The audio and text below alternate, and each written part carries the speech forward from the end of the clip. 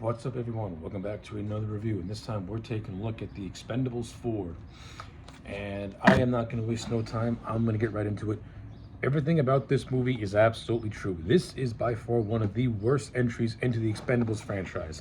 Now, you can make the case that every movie in this franchise is bad, but you can also make the case that every franchise in this movie is actually pretty good. I'm actually a fan of the franchise. I like the first two movies, and I enjoyed the third movie for what it was.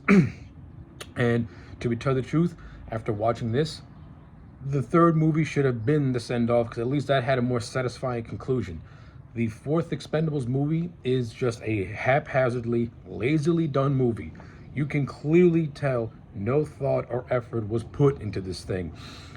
In terms of the casting, it's a mixed bag. You have the return of Sylvester Stallone and Jason Statham. The chemistry that these two had in that first movie and throughout the franchise, it's still here in the fourth movie. So that's fine for what it is. It's nothing overly fantastic or anything that's mind-bending, but they do feel like a genuine friends, and the bantering that they do have is fun in some areas. You have the return of Randy Couture as Toll Road. He's fine. You know, his character in the first three movies wasn't anything all that spectacular, and it's no different in this movie. So it's okay for what it is. Instead of Terry Crews, who I actually am a fan of and liked him in the first three movies, he's replaced by 50 Cent. And listen, a lot of that has to do with Terry Crews and him being blacklisted by Hollywood. By the way, Hollywood, go fuck yourself, because Terry Crews is a really good actor. And even if you don't think he's a good actor, the guy has a lot of charisma. And his character of Caesar is memorable. So replacing him by 50 Cent, that's worse. You could have just kept Wesley Snipes instead. Instead, we get 50 Cent's, and Wesley Snipes' character from the third movie is nowhere to be found. And 50 Cent's character, he's completely forgettable. And 50 Cent can't act his way out of a paper bag. The man is so monotone and so lifeless, I forget that he's on screen half the time. Speaking of monotone and lifeless, why is Megan Fox in this movie? Why is Megan Fox in this movie? Megan Fox was a big deal back in 2007, but then once everyone started figuring out that she's not as good as everyone wants to make her out to be, she fell off the grid because she's just not good. And this movie exposes just how bad she is as an actress. No charisma, blank stare, deer in the headlights look. This movie tries to make her feel like a leader, but she feels like a little kid who thinks she's a leader. She looks so just out of place in this movie. The third movie took the time to establish a younger version of the Expendables that was being led by Ronda Rousey in a way. Why couldn't that team return? Why couldn't Ronda Rousey return? Ronda Rousey actually looks like a legitimate threat, and I can buy Ronda Rousey being a leader of the Expendables because she has that legitimacy to her. She has the look of someone that can kick your ass. Megan Fox has the look of somebody that if you steal her milk money, she's gonna go complain to the principal. Embarrassing, stupid. The movie tries to have a romance between her and Jason Statham, and they have no chemistry. Where the hell's Charisma Carpenter? What was the point of building her character up for 2 movies with Lee Christmas just for her to disappear? Utterly stupidly dumb. You have Sylvester Stallone in this movie. He's barely in it. Like the whole movie is built off the premise of Barney Ross being killed in action, which is a decent idea and a decent setup. Like, what happens if the leader of the Expendables dies? What happens to the team? Who's going to step up and take leadership of the team? How's the team going to cope with the death of their leader and friend? Yeah, the movie just barely touches on that, and it's back to being just unfunny jokes and just random stuff happening till you get to the third act, which takes place primarily on a boat. And you get a lame-ass villain twist with Andy Garcia, who was like a CIA agent who ends up being the villain because he was this secret dude named Ocelot that Barney Ross was trying to uncover. Because in the past, Ross was on a mission that went awry, and it was because of this Ocelot dude who ended up being Andy Garcia. Lame ass twist, who did a shit job at misdirection and setting up who could be excuse me. Movie did a terrible job at misdirection. The second you see Andy Garcia on screen, you're just waiting for the movie to reveal that he's the villain all the time, that he's been the villain the whole time. Does a terrible job at hiding it, does a terrible job at misdirection. Speaking of terrible, the action sequences in this movie, they're not that great. I'll say that the first three movies, you do have some pretty decent action set pieces, mainly because the first three movies did a decent job at blending the CGI with practical effects, and the fact that all three movies mostly took place on real locations. And that's not the case with Expendables 4. This whole movie looks like it was made. This movie was made for $100 million, but it has the look and feel of a movie that was made for $500.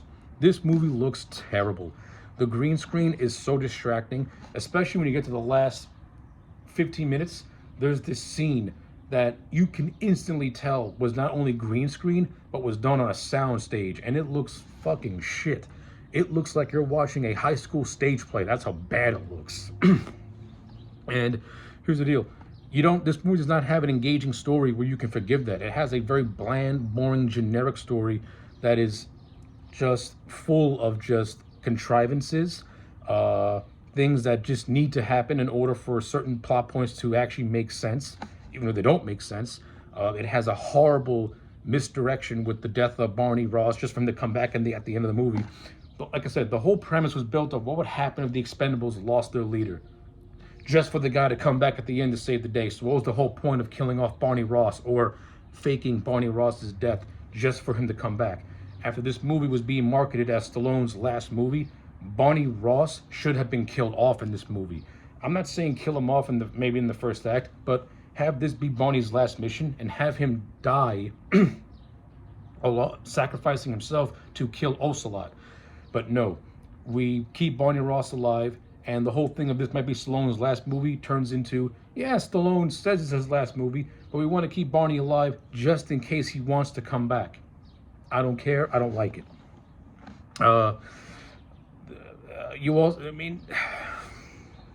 This movie just, I'm going to say this movie did have some potential to it. And like I reiterated more than once, I like the idea of Barney Ross dying.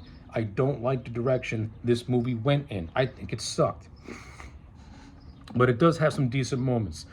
The actor who played Gilan, who is the son of Golgo, the Antonio Banderas character from Expendables 3, I thought he was okay. The actor is a spitting image of a young Antonio Banderas. Like, he looks just like him. It's insane. And he did a decent job. He wasn't great, but he did a decent job. Jason Statham, who was more or less led this movie, he was fine. Like, I was never really the world's biggest Jason Statham fan. I just don't really care for him as an actor or an action star.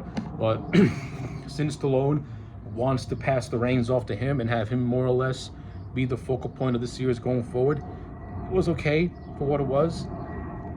So I'm not gonna lie. So I'm not gonna pretend that it was bad. It was all right.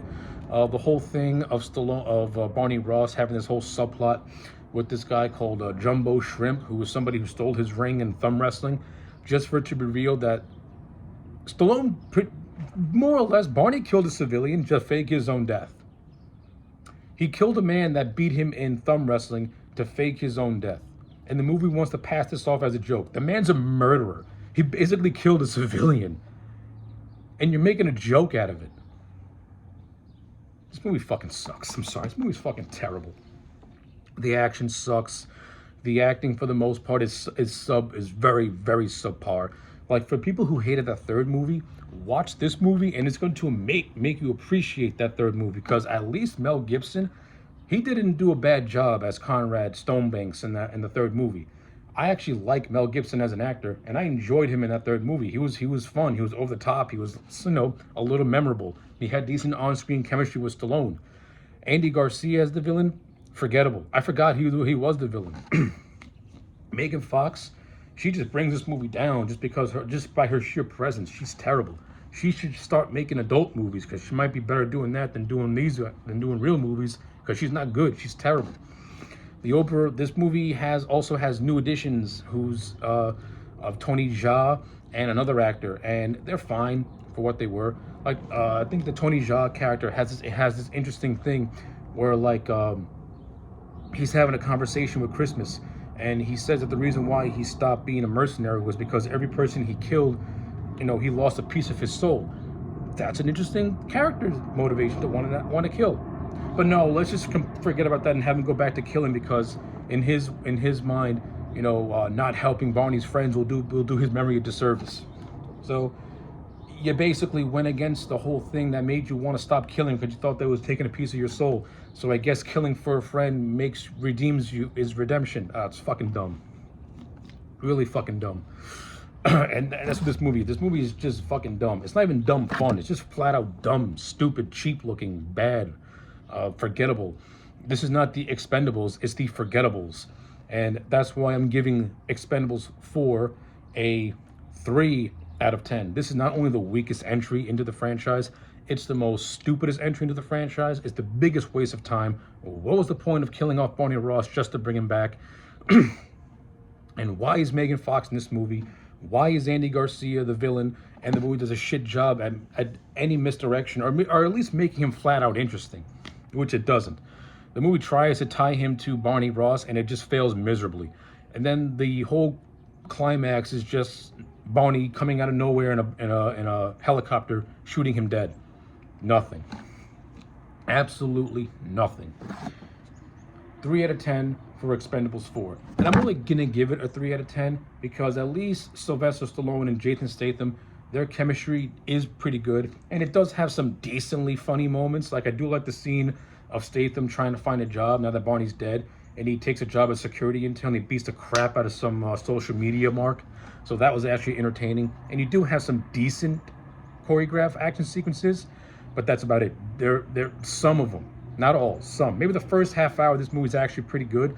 That once that half hour ends, the movie just takes a nosedive into shitfield. So yeah, 3 out of 10 for Expendables 4. Let me know your thoughts in the comment sections down below. Like the video and subscribe, and I'll check you back next time for more.